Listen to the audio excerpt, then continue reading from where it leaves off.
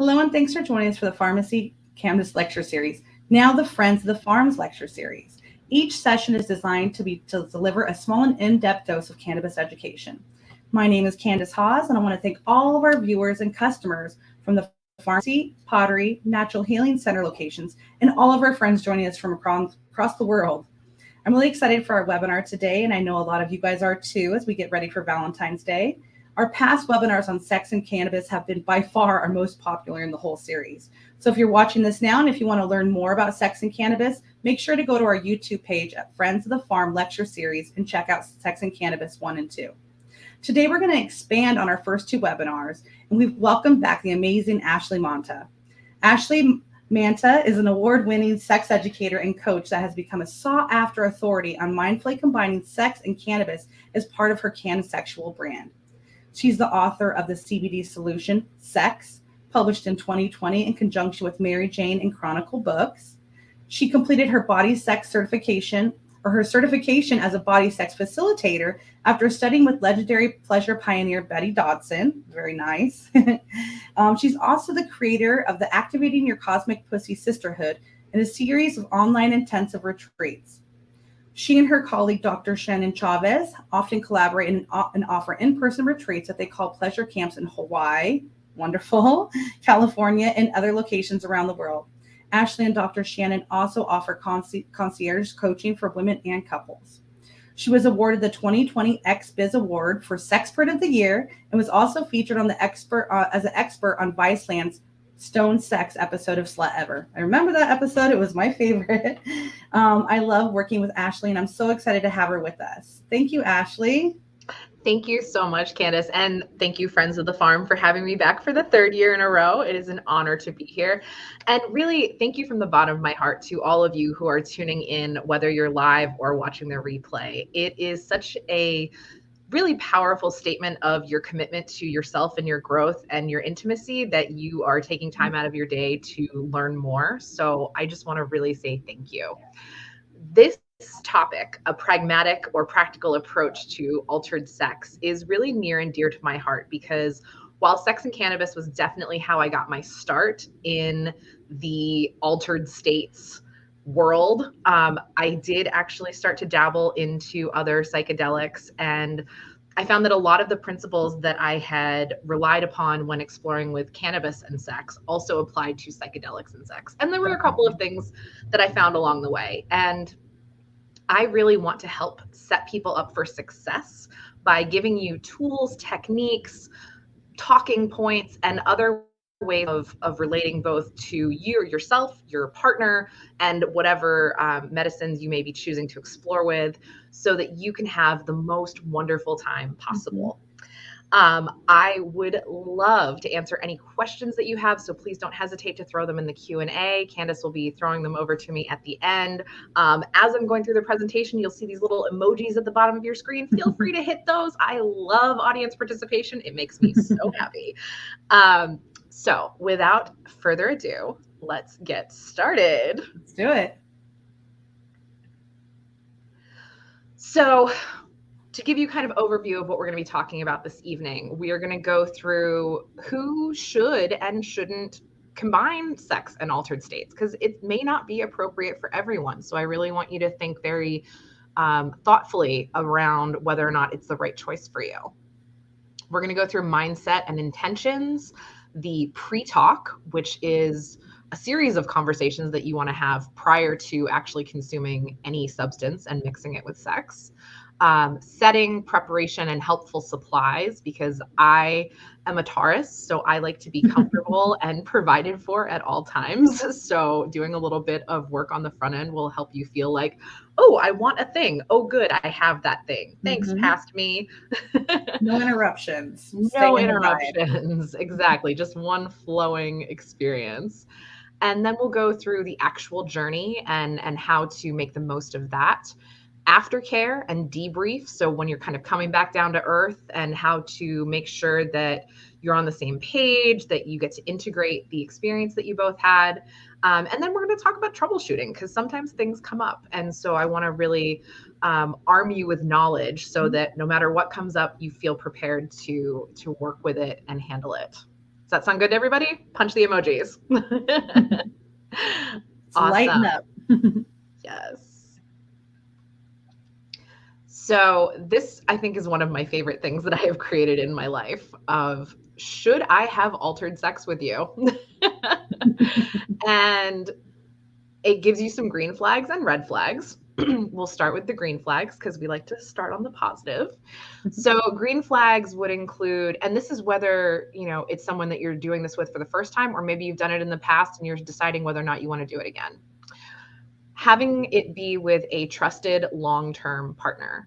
So someone that you have established that you feel safe with, that has your best interest at heart, and that you've been with for a while. Because as I was actually saying to Candace before we officially started the webinar, I don't generally do psychedelics and intimacy with anyone that I've been with for less than 6 months, because there can be a situation where you associate these amazing, transcendent, heart-opening experience with the person instead of with the medicine that you're exploring. And so it can create sometimes, not all the time, but sometimes it can create a false sense of closeness or intimacy that maybe is not entirely founded. So longer term partners plus 6 months tends to be a really helpful benchmark. Skillful communicator. I want to know that if I am going to be going into any kind of altered or intoxicated state with another person, that they can let me know how they're feeling and that they can understand clearly how I'm feeling. So being able to communicate in real time, both verbally and non-verbally, is a really big green flag. You are also going to want to have someone who has prior experience with the substance that you're using. I don't tend to mix sex and altered states if it's the first time we've ever used that particular medicine, whether it's cannabis or anything else. Mm-hmm. That's a thing that you want to do casually, watching a movie, playing a game, having dinner, doing something that doesn't have a lot of intensity to it, so that you see how you relate to one another when you are, in fact, in altered states. And that will help you decide if that's someone that you want to move into intimacy with in altered states. You want to make sure that they are demonstrably invested in mutual enjoyment. And what I mean by that is someone who is not just out to have a good time for themselves at your expense, but who is really committed to making sure that you're both having a great time. Mm-hmm. That's a huge green flag. I also want someone who has a strong track record of respecting boundaries. Yeah. I want to know that if this suddenly becomes too much for me, I need something to be different. I thought I was going to have interest in pursuing intimacy on this particular journey, and now I don't. I want to know that you are going to honor my no. And so I would like to have seen that proven over time prior to getting into this space. So those are all your green flags. Hopefully those all make sense. And if anyone has questions about that or comments or other green flags that you can think of, please feel free to put them in the chat. Now let's move over to red flags. Some of these are just direct opposites of the green flags, but some of them aren't. One, as I mentioned, a new partner, less than 6 months. You really want to have some experience with someone under your belt. And within the first 6 months, you may not have even had a conflict yet. So I like to know how someone reacts in suboptimal conditions before I would want to go into altered space with them with intimacy. If it's their first time or your first time with a substance, probably want to keep intimacy off the table. If they are inconsistent with aftercare or follow-ups. So what I mean by this is if you've ever had a really intense connective experience with someone sexually, and then they kind of disappear into thin air the next day, they don't check in, they're busy, you can feel like you've been dropped a little bit. It can trigger abandonment issues. It can trigger what happened? What did I do wrong? All the kind of stories in your head. Yeah. Right. So I want someone who is really thoughtful about checking in the next day and making sure that everyone feels safe and cared for, because that's going to make me want to work with them in the future. I really like that one. Thank you. Spontaneous suggestion. This is almost never a good idea unless you are such a seasoned pro and you've been with this person forever. But for the most part, doing any kind of intimacy in altered states takes planning. So that's not a thing that I would just be like, we're sitting around on the couch, like, what do we want to do this afternoon? And you like pull out a dab and you're like, let's do a dab and have sex. And we've never done that before. Maybe not the best plan. Maybe we have some conversations prior to it. And certainly with things like psychedelics, like that takes a little bit more forethought. You want to have supplies on hand, and we'll get into that. And then finally, someone who's not safer sex savvy, who isn't getting tested or doesn't want to use barriers. Like I want, along with someone respecting my boundaries, I want someone to respect my boundaries around my body and my safer sex needs. And so making sure that they're not gonna be like, oh my God, I was so spaced out, I totally forgot to put a condom on. Like, nope. Want to make sure that people are really diligent about that. So that's kind of my red flags, green flags, and hopefully that will help you have a little bit more of a barometer for who you might want to explore these things with. I love that you included this because I think some people, it makes common sense, but a lot of people don't think about that. So I love that you've included this as like the first step in the process. Thank you. All right, let's talk about mindset and intentions. You'll hear, especially in the world of psychedelics, people talk about set and setting. Set is short for mindset, but it just doesn't quite roll off the tongue as well as when you say set and setting. But mindset is really about, where are you in this moment? Where is your head? Where do you want to be? What cannabis products or what psychedelics are you going to use to get to where you want to be? And what are your intentions when you're in that exploration space? So this is something that you are going to self-reflect on, and then you are going to go back and have conversations with your partner about it. And so I've listed these out as bullet points. First and most importantly, how do I want to feel during and after this experience? Why do I want to add this substance to my sexual exploration? What's my motivation? Am I trying to have an otherworldly experience? Am I trying to try something new? Am I trying to spice things up? Am I looking to have like a really heart-connected experience? Just figure out why. What's your why in all of this? How do I expect this experience to impact my relationship with myself first and my partner? What are the range of outcomes? Like, how could this go on a spectrum from really freaking amazing to absolutely terrible and you never want to do it again? And thinking through those possibilities so that you're kind of prepared for whatever comes up. I am a chronic overthinker. So this is just how my brain works. If you're looking at this list and you're like, there is no way I would ever have considered any of these things, you're welcome. My anxiety is here to serve you. What will I do in the moment if one or both of us has a difficult experience? They happen, right? Like even with cannabis, where you maybe overconsume edibles, or your dab was a little bit too big, or you had an empty stomach and you're just too high. And now you're feeling nauseous or anxious or dizzy or any of those kinds of ab reactions that, because we know, right? THC has a biphasic effect. It has opposite effects at high and low doses. And that line of demarcation is different for everyone. So if you have gone past your too high marker in your cannabis exploration, you might feel real lousy. And how do you want to be taken care of if you or your partner find yourselves in that space? And certainly anyone who's ever experienced psychedelics knows that there's always the potential that a trip will go in a direction that you weren't expecting that may not be as enjoyable as you were hoping. Those of us who do explore those things tend to believe that even difficult journeys are there to teach you something. But having a plan going in of what happens if it's not going the way you'd like it to is really, really helpful. How will I feel if my partner and I have markedly different experiences, where one person is so into it, has the best time ever, and the other person has a really lousy time? Like, how are we going to handle that in the aftermath? If one person's like, can't wait to do that again, and the other person's like, maybe like never. How about that?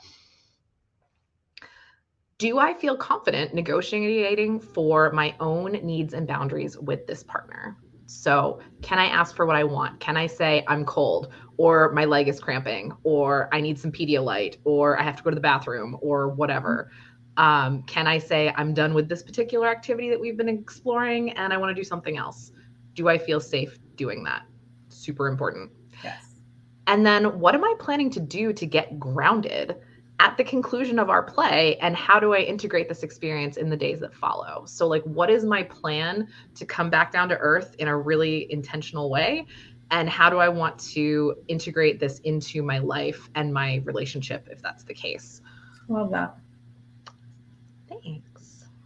So these are questions that I would encourage you to ask yourself, and then have your partner ask themselves, and then you compare and discuss your answers prior to your exploration. Yeah.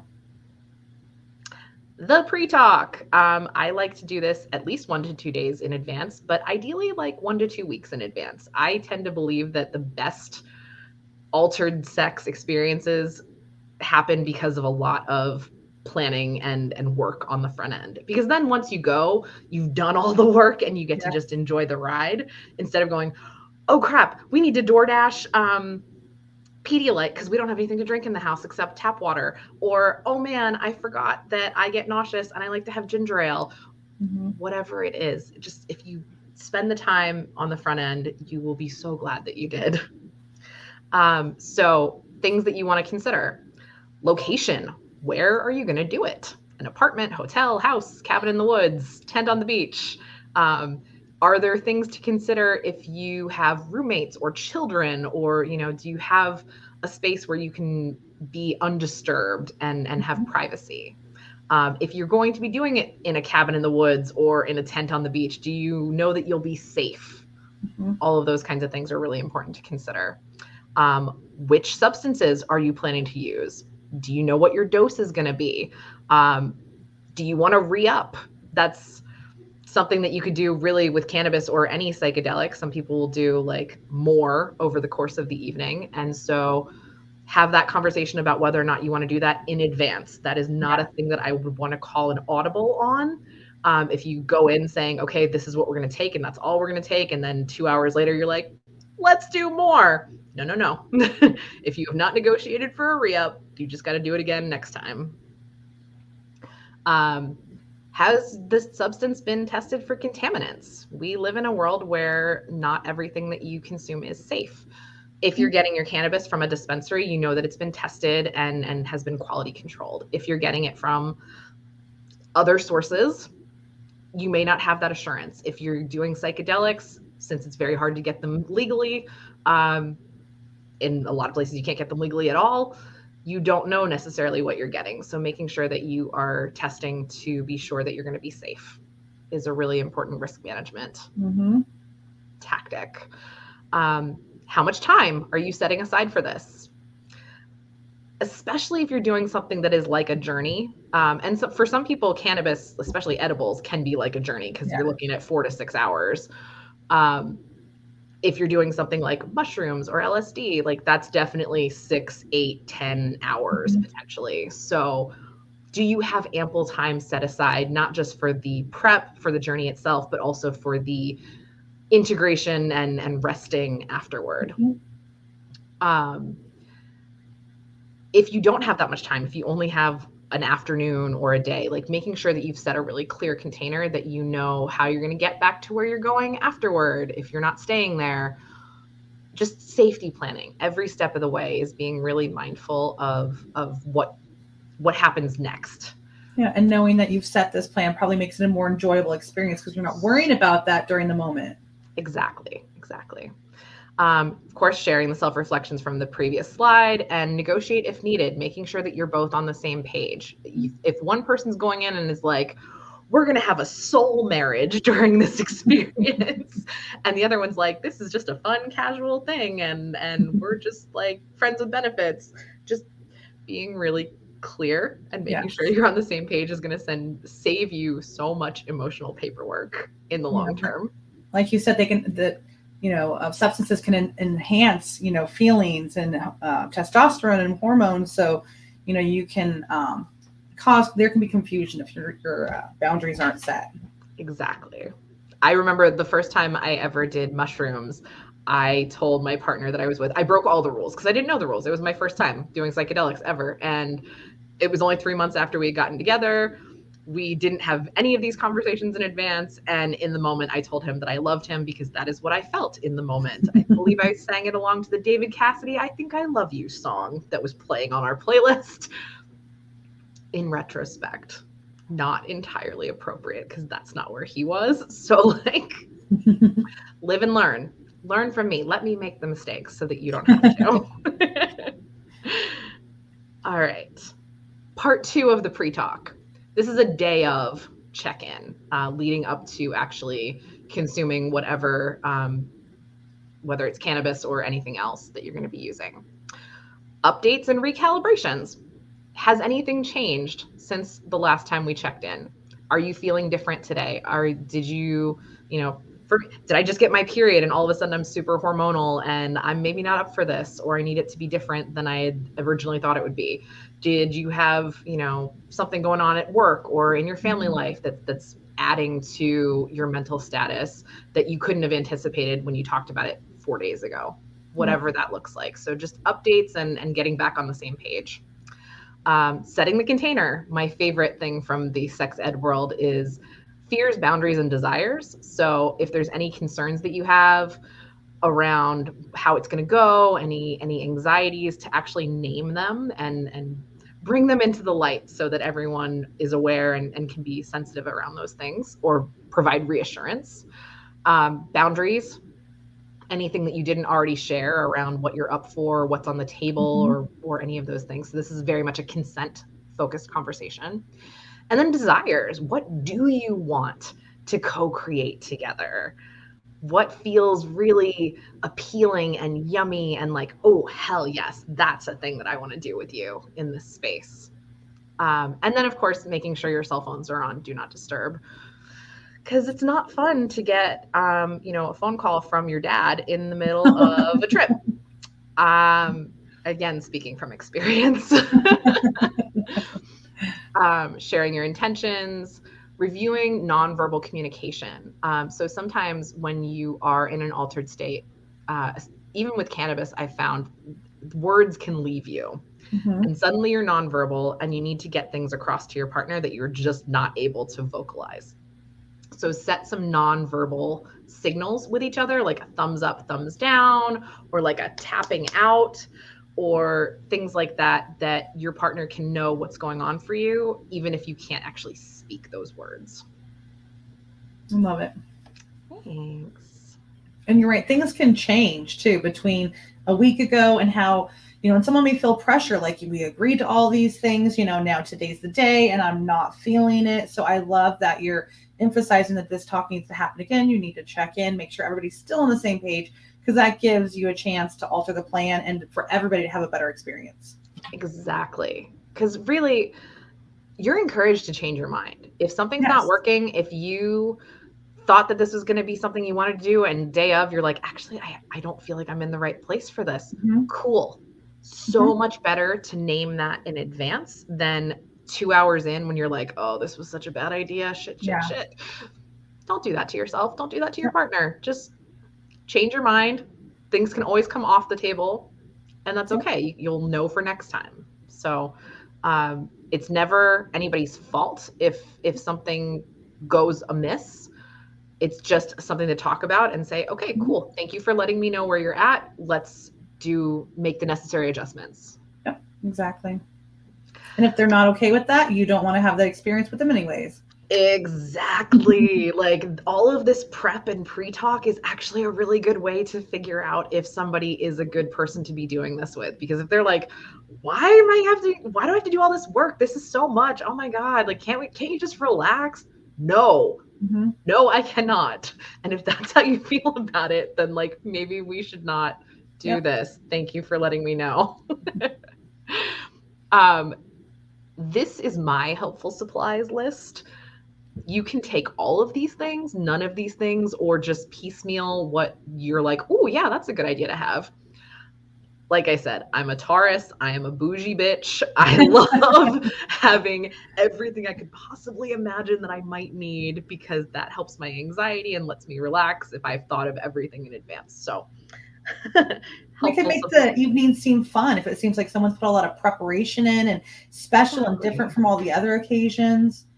Yes, and I like to feel cared for and considered, and I like to make my partners and friends feel cared for and considered. So this is one way to do that. Hydration. Firstly and most important, you have got to hydrate. We know cannabis gives you dry mouth. It can leave you feeling really parched. So making sure that you have not just water on hand, but something like Pedialyte, Gatorade, Liquid IV, whatever you like to replenish not just fluids, but electrolytes. Soda, not hydration. Coffee, not hydration. Sorry to all of my soda and coffee drinkers. Those are fine to sip on, but that is not going to replenish your body. So have these nice hydrating things on hand. Music. I love music. I especially love music when I am in altered states. I can feel it in my body, and I find myself moving and kind of swaying and closing my eyes and feeling the music in a very different and more visceral way than I do when I am just sober.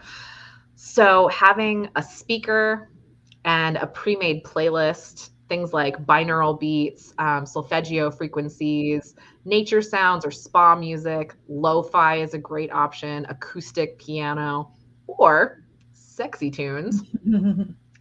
Big fan of sexy tunes. I have a whole sexy tripping altered states playlist, and it is excellent. It's a lot of kind of bump and grind grooves, and if you are curious about that, if after this you follow me on Instagram, I will send you, and you DM me, I will send you a link to my Spotify playlist. That is, That's perfect. I was going to say you need a Spotify, and look at that. I have a Spotify. I have several Spotify playlists, but I will send you this specific one. Oh yeah, piano is such a great choice. I love classical and just like very light acoustic tunes. Scents. If you are someone who is scent sensitive, ignore what I'm about to say. Don't have scents if that's the case. But if you are someone who is more into scents, who is very sensual and likes being able to breathe in just the atmosphere, things like incense, candles, diffusing essential oils, all really, really nice additions to have to just make your environment that much more appealing. I like to have some Nag Champa incense, or if I'm diffusing essential oils, I like to do like a lavender lemon mix because it's grounding and relaxing while also being energizing. We know lemon has limonene, which is a terpene that you find in a lot of cannabis strains. It's also found in lemon and all citrus fruits. And so I like that combination a lot. I also like frankincense, jasmine, rose, like whatever you're feeling into is excellent. Or candles. Only thing about candles is you got to be aware of flame. So just be safe. Always safety first. So you don't want to have to stop to put out a fire. You do not want to have to stop and put out a fire. You don't want to have like the fire department knocking on your door. That would be a really unpleasant experience. If you're in a hotel and you light candles or incense, make sure that they are by a window so that the fire alarm doesn't go off in the middle of your experience, because I've also had that happen. I also had that happen when I dabbed in the middle of an experience. I had my little nectar collector and my torch, and I was standing right underneath the smoke detector, and apparently my dab smoke registered as scary smoke, and all of a sudden it's like going off, and I'm still in my altered space, and that was really intense. Not pleasant. Do not recommend. So go outside, go by a window, somewhere that you're not next to a smoke detector. Otherwise, you're going to have some really awkward experiences. Some outside gas. Yeah, outside. Oh my God. Yeah, the front desk like pounding on the door. Like, what? Don't do that. Lights. I love having colored lights. As you can see, this is my actual living room that is on all the time. It changes to different colors. I think that that's a really great way to create ambiance. There are those kinds of ocean lights or laser lights that kind of project stars on the ceiling. That's really cool to look at when you are in a really heady, trippy space. So highly recommend those kinds of things. Snacks. You may not be hungry at all, but you might. And so just as service to your future self, having things like that are small and bite-sized and easy to access, fruit, nuts, chocolate, veggies, having a meal for afterward, like soup or rice, something that's really grounding. I love having like a nice chicken noodle soup at the end of a journey. Soft things. This is my Taurus again. So blankets, pillows, cushions, comfy clothes, slippers, like silk robes, anything that's going to just feel good on your skin because your senses are so heightened in this space that you're going to be like, oh yes, this feels wonderful. You'll be so happy that you did this for yourself. And then grounding things in case anyone does have like a little bit of a challenging experience or is feeling untethered in any way. Things like a weighted blanket, body pillow, stress ball, more lavender essential oils, black peppercorn we know has beta caryophyllene in it. So if you smell that, that can help calm you down a little bit. Lemon or peppermint, like any strong scents can kind of interrupt your brain's spinning and bring you back to like, okay, we're here and now. I smell something, I feel things. There's lots of great breathing and grounding exercises that you can do that I highly recommend. This is just fun, trippy imagery. All right. Congratulations. You are on the ride. Why are the walls melting? We've all been there. On the first time I ever dabbed, the first couple times I ever dabbed, I felt like I was tripping. I felt spacey and I could taste colors, and music felt really crazy awesome in my ears. And first time I did an edible, I had a similar kind of experience where it was very different than every other experience. For sure. And I have met people that do cannabis fueled psychedelic journeys where they actually consume in such a way and then put themselves into a headspace with music and guided meditations that you actually do feel like a trippy experience. So this is really not limited to psychedelics. Like you can have the walls melting experience with cannabis as well. Yeah. So here are some connective things that you can do together while you are on the ride. And this is not an exhaustive list. These are just things that I enjoy doing and that I think you might enjoy doing. And, you know, type in anything that I've missed, or if you think of other things that you want to share as well. Eye gazing. I love eye gazing. It's so beautiful, and you feel so much energy moving between the two of you. And the trick to eye gazing is you look into each other's left eye. So sometimes you might not be able to tell your right from your left in this space. So just point at your left eye so the other person knows, because obviously it will be reversed. The left eye in the tantric and a lot of Eastern traditions is considered the receptive eye. So you look into that eye because you want to receive your partner's presence and energy and love. I love that. Yeah. Breathing together, same thing. I like to actually sit cross-legged facing each other with one hand on my heart and one hand on their heart, and just take a couple deep breaths together while we make eye contact. I think that can be a really beautiful way to feel into each other's energy, to feel some intimacy. Because the thing about all of this is sex in altered states does not have to mean intercourse, doesn't have to mean genital play at all. It's really about exploring pleasure together, and that can look so many different ways. And the cool thing about using things like cannabis or psychedelics is it very much expands the pleasure potential of literally everything you do. So you can have like a really deep, intense erotic experience without ever taking your clothes off. So just know that you get to really think outside the box, literally and figuratively, when it comes to sex in altered states. Body massage. Gosh, it can feel really good to be touched when you're in that headspace. It can feel so nourishing and grounding and relaxing and sexy for sure. So big fan of body massage. Dancing together. You put on some tunes and all of a sudden your body just wants to move and grind and play and have that kind of ecstatic movement experience. Cannot recommend dancing together highly enough. It's a very hot way to relate to each other in that space. Vulnerable sharing, appreciations, things that you're grateful for in the other person, fantasies, maybe things that you've never shared before. And you're like, hey, since we're being honest, here's a thing that I've always wanted to do, or I've always fantasized about. And I just want you to know so that you can know me better.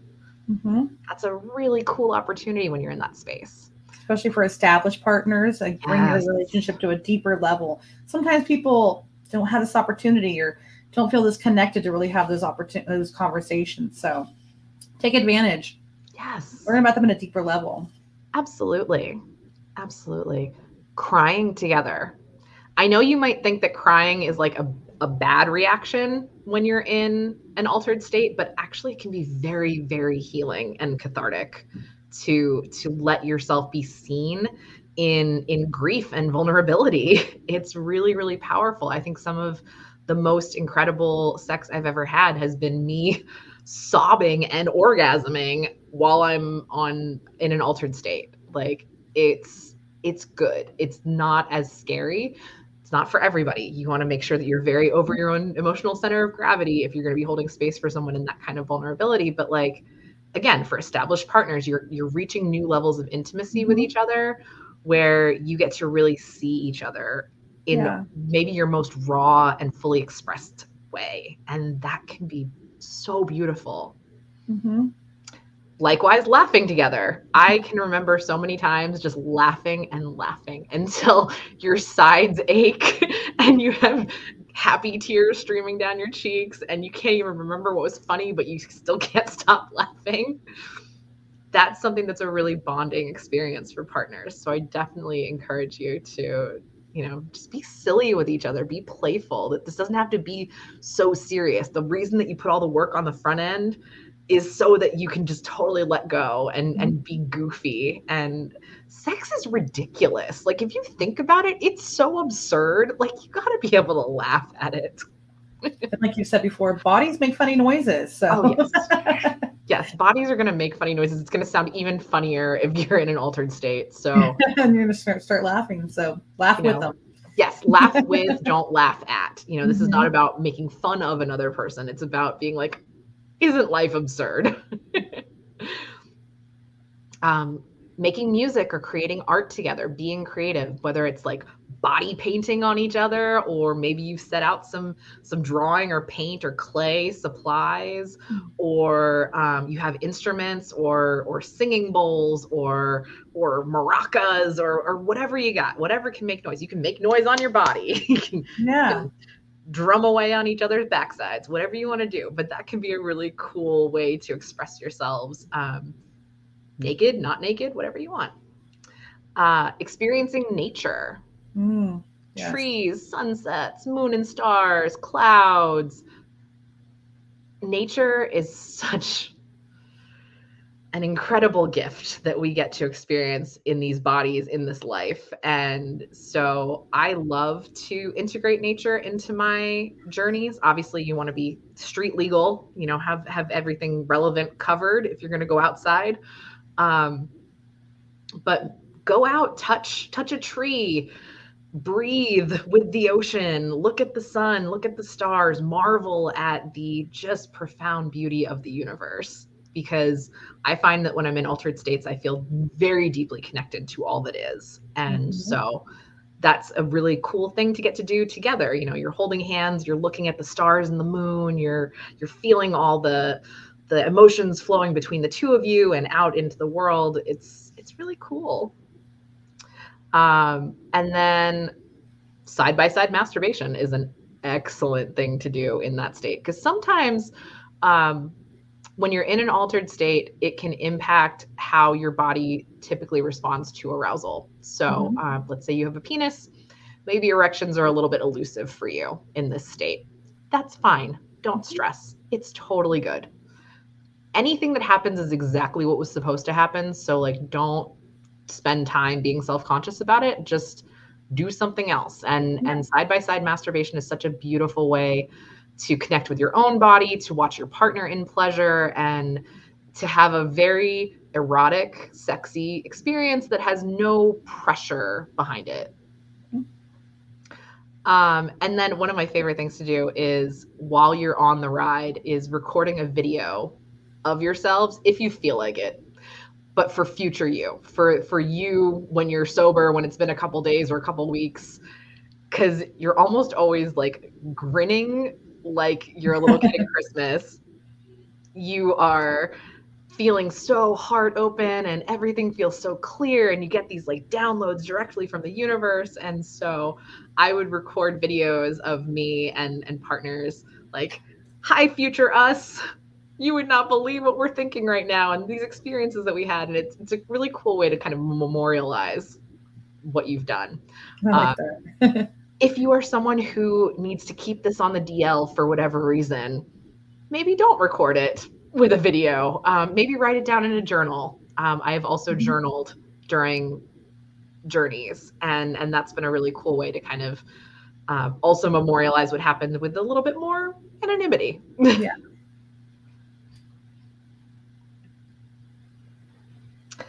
All right. Steering. One of the first things I learned, and one of the most helpful things I learned, is that you can steer. And what that means is, if you find yourself going in a direction that you're not wild about, if you start feeling kind of anxious or distracted or disconnected from your body, you can notice that and be like, I want to go in a different direction. So you actually have more control than you think. Like, in some ways you're on the ride, but you can help to change the direction of the ride. So that might look like changing the music, the lights, the scents, the flavor, like just getting, if it's been like the lights on the ceiling with lots of lasers and that's feeling a little bit intense, turn them off. Light some candles instead, or go out into the sunlight or the moonlight. If the music is really like high vibe and maybe slow it down to a nice like mellow pace to help kind of bring you down. Again, we talked about scents, so like inhaling some peppermint essential oil or some lavender to just like get your brain in the here and now. Change the venue. Go outside, come inside, like wherever you are, go somewhere else, go into a different room, go into the bathroom, whatever you need. Just like wherever you are, go be somewhere else for a little while, just to kind of create a change of scene. Change the activity or conversation. Like maybe you got into some really heavy topics, and it's always okay to be like, oh, you know what? Let's go in a different direction. Let's talk about literally anything else. Yeah. So that's always an option for you. Vocalizing.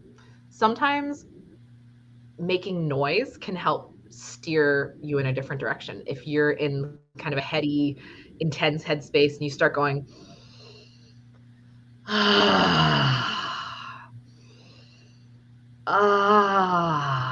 what you're actually doing when you vocalize is you're stimulating your vagus nerve, which helps put your body from fight and flight into rest and relaxation. Oh. So that's a really handy little trick to have. So vocalizing can help put you in a different state. Moving your body, shaking, dancing, rolling around, bouncing, kind of just getting the blood flowing can really help shift you out of wherever you're at. Leaning into the discomfort. They always say what you resist persists. So I've actually used this where all of a sudden I got in my head like, oh my God, I'm dying. I'm definitely dying right now. Holy shit, holy shit. And I stopped it when I went, okay, well, I guess that's what's happening. R.I.P. me. And as soon as I let it go, as soon as I was like, well, c'est la vie, it stopped. Because it's the fear, it's the anticipation, it's the like, what if? And if you move Yes. into a state of acceptance, like, well, this is, sometimes it be like that, it tends to pass a lot more quickly. Yep. That's what I would say with like new The last- consumers taking too much, you know, like accept it, lean into it, learn how to enjoy it, feel it, like, you know, really, you know, enjoy the experience and how it is different. Exactly. Especially with new consumers and edibles where you've Yes. taken too much and you're like, I want to be off of this ride. I'm going to be high forever. You're not going to be high forever. Yeah, I you start getting promise you're bad. not going to be high forever. What goes up will always come back down. It might take an uncomfortably long amount of time to do that. But like, here we are. So just do whatever you can to make yourself comfortable, accept this is what's happening, and drink lots of water and you know, maybe get some snuggles. And sometimes people are uncomfortable with what's different, but sometimes if you can like really kind of experience it and like learn to, you know, accept that it's not necessarily bad, it's just different than what you're feeling. Exactly. Exactly. If you are in a space where you're like, I need an adult, and you don't have like a designated friend you can call, or it's 2:00 in the morning and you're like, oh crap, who am I gonna, we're both in a really intense place and we need an adult. There's actually a psychedelic peer support hotline that is open daily from 3 p.m. to 3 a.m. Pacific time. The number is on the slide. Please just take a screenshot of that real quick, because I have actually called that number. They will not give you advice on dosing, but they will give you some grounding techniques. They will encourage you to breathe. They'll remind you that you're not in fact dying. They're very, very nice and affirming. And I did find it really helpful to just have someone sober talking me through a difficult experience. That's really interesting. What group puts that on? Is it like a MAPS thing, or is it? I feel like Fireside is what's popping into my brain. I will double check that. They are on Instagram. But if you just Google psychedelic peer support line, or that number, it should pop right up. I believe it's called Fireside. That's a great resource. It's a really helpful resource. We are about that resource light. We need one for specifically just cannabis. We do. Although I suspect if you called them and you're on cannabis, they're not gonna be like, that's not a psychedelic, because I mean technically it could be. So you have that type of experience with it. Yeah. If you're having that kind of experience, so just call them. They're there anyway. Yeah. Let's talk about aftercare and debrief as we kind of wrap up. And we're going to zip through this a little bit fast because I got carried away like I do. But please start putting your questions in the Q&A as we are coming closer to the end of our journey together. So the come down, the trip is mostly over, the most prominent effects have worn off, and you're ready to move into the next phase. Starting to kind of assess yourself on a scale of 1 to 10. I love Likert scales, sue me. 1 being fully sober and 10 being the peak of your altered state. Where are you? And just kind of check in with each other at the like 4, 6, 8 hour mark and just kind of see where you're at. And it can be helpful to know, like, if you're still at a 6 or a 5 and your partner's at like a 2, that's just helpful data to have. Mm-hmm. What does your body need? Food, sleep, more hydration, hot shower. Ooh, hot shower at the end can feel so nice, especially after you maybe got all sweaty, doing all sorts of fun things. What does your heart need? Does your heart need reassurance, loving sentiments? Do you need some alone time? Are you like, wow, we were just very together for many hours. Like I need a little time and space to myself. A little solo walk or whatever. A little solo walk, a little, you know, maybe that's where your hot shower comes in. And you're like, all right, you're going to stay here and I'm going to go over there and I'm going to take 20 or 30 minutes to myself and then I'll be back. Using grounding tools if you need and checking in about what's next. Are you both going to sleep? Is one person staying up? Are you moving on with your day? All right, that was fun. Now I got to go like to work or whatever. Just what happens next? Debriefing. I cannot overstate the need to debrief and integrate when you do any kind of sex and altered states. This helps people feel seen and heard. It helps to really thoughtfully bring the experience into the fabric of your universe in the day-to-day. So setting aside dedicated time for a debrief within 24 to 48 hours is a really good practice to have. sharing what do you remember, highs and lows, memorable moments, any kind of downloads from the universe, anything that maybe you wrote in your journal. How do you feel like this experience impacted you emotionally, physically, sexually, spiritually? Like who are you now on this side of it? Share what, if anything, you'd like to do differently next time. I wish we'd had Pedialyte. We only had water and I kind of wanted something flavored, whatever. Or, we did this one thing sexually and I really didn't enjoy doing that in an altered state. So I'd like to not have that on the menu next time. That's cool. Share what, if anything, you'd like to do differently in your relationship, in life, in your work moving forward. Maybe in the course of this experience, you got this huge download that you want to move to Montana and raise chickens. That's a good thing to share with the person that you just tripped with. Yeah, I love that because one, you're respecting your partner. And number two, like if you were in a relationship, it actually keeps that experiencing going. It's not just something that was experienced and forgotten. You guys are going to remember this. You're going to talk about it. You're going to build on it. You're going to continue, what you guys have grown together. Absolutely. So last but not least is troubleshooting. And we are going to kind of zip through this. Some physical effects that could come up, vomiting, nausea, having to go to the bathroom a lot, gas, dizziness, sweating, dry mouth, shaking or trembling, changes in blood pressure, pulse, hyperventilating, fainting. Those all can happen. So going in knowing that can happen will help you deal with it if something like that does come up. Mental or emotional effects that could happen. Anxiety, flashbacks, positive or negative hallucinations, feeling disconnected from your body, dissociating, regressing to a younger age, an ego death, feeling agitated, feeling grief or sadness, tears, regret, delusions, in some people, psychosis. Like all of these things are possible as well. So again, being really thoughtful about making sure that you have the support in your life before you would go down that road with someone. Very, very important. And knowing them, and they have gone down this road before, taking the same substance in the past, and they kind of have an idea of maybe how they might react. Exactly. And sometimes things are just suboptimal. So what happens when it's not bad, just not ideal? If you were planning to have a lot of sexy times and one person was having a tough time, or typical routes to pleasure were not as effective. So you don't feel like you had as much satisfaction as you were hoping for. Orgasm is elusive. Maybe you had mismatched sexual expectations. Maybe you didn't spend as much time on the debrief, or someone wasn't as forthcoming and they were expecting this really intense scene and the other one was expecting the warm, fuzzy kind of lovemaking experience. Feeling self-conscious about your body, your emotional responses, or your sexual functioning. Maybe erection was a little bit elusive and you have some shame around that. Or if one or both decide that you don't want to do it again. That happens. All of these things can happen. None of these are horrible, deal breaker, bad things, but it happens. So just having a sense of again, the spectrum of possibilities will help you feel more grounded in the moment to deal with whatever comes up. And with that, ask me questions. Here's how we can stay in touch. That's not super clear with the text, but Ashely@ashleymanta.com is my email. Canasexual.com is my website. If you go to canasexual.com, you can put in your email address to join my newsletter list.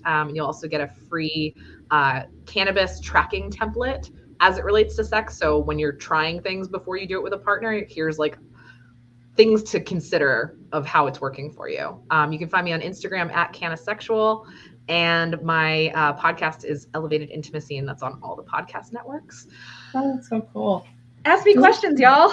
Yeah, that was so much information. I always love having you on. I always learn something, and I feel like it opens my horizons too. So this has been awesome. I love that. And somebody was also asking about your Spotify list. I feel like this is going to be a second career for you. You can, I know, right? Romantic, soundtracks. But you said people can DM you on Instagram. And find me on Instagram and DM me, and I will send it right to you. Great.